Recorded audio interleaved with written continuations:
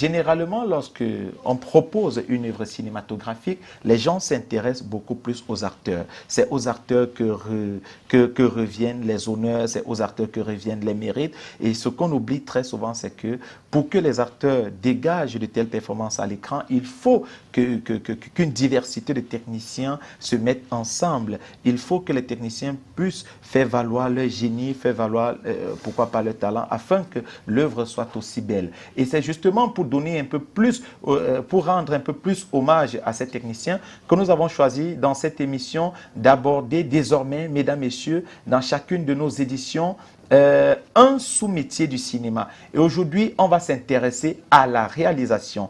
Et c'est donc la raison pour laquelle nous avons invité Michel Kouyaté, parce que nous pensons que c'est l'une des voix les plus autorisées au Cameroun. Alors Michel, avec toi, on parlera de réalisation déjà. On va commencer par te poser la question de savoir, c'est qui un réalisateur? Bon, un réalisateur, c'est un chef d'orchestre. C'est-à-dire qu'un chef d'orchestre, c'est-à-dire qu'il doit orchestrer tout ce que le plateau, tout ce que le projet a comme potentiel. Il doit mettre tout cela ensemble pour faire le film, aussi simplement. Le réalisateur, c'est celui sur qui repose l'échec ou le succès du film. C'est-à-dire quand le film est mauvais, on dit il a fait un mauvais film. On ne dira pas que le son de son film n'est pas bon, parce que de toutes les façons, c'est un ingénieur du son qui tient le son, c'est un directeur photo, un chef opérateur qui tient la caméra. Mais si les plans bougent, si la caméra bouge, si le son n'est pas bon, on ne va pas dire que cet ingénieur de son est mauvais. Bon, peut-être on le dira, mais davantage on va dire son film est mauvais.